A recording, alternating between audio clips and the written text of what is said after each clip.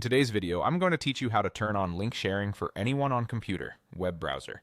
We'll be using Google Drive in a web browser, and the goal is to create a link that anyone can use to access your file or folder. This is helpful when you need to quickly share a document without adding people one by one. Just keep in mind that anyone with the link truly means anyone who has that URL, so avoid this setting for sensitive content. Start by opening your web browser and going to Google Drive. Make sure you're signed into the correct account where your file or folder lives.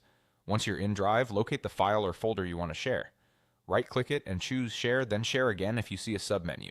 This opens the Sharing Settings window. In the Sharing window, look for the section labeled General Access. You'll see a drop-down that usually says Restricted. That means only people you explicitly add can open it. Click that drop-down. From the list, select anyone with the link. The moment you choose this, the link setting changes from private to publicly accessible for anyone who has that link. On the right side, you'll see permission options. Choose the level that fits your situation. Viewer is the safest for most cases. Viewers can open and read the file, but they can't change it or share it with others from within Drive.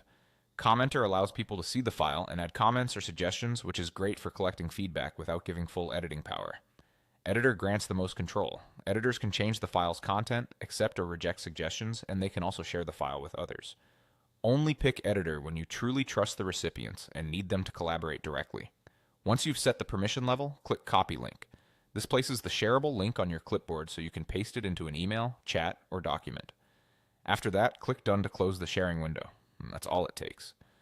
To recap the essentials, open Google Drive, right-click your file or folder, go to Share, switch General Access from Restricted to anyone with the link, choose Viewer, Commenter, or Editor based on what people need to do, then copy the link and finish by selecting Done.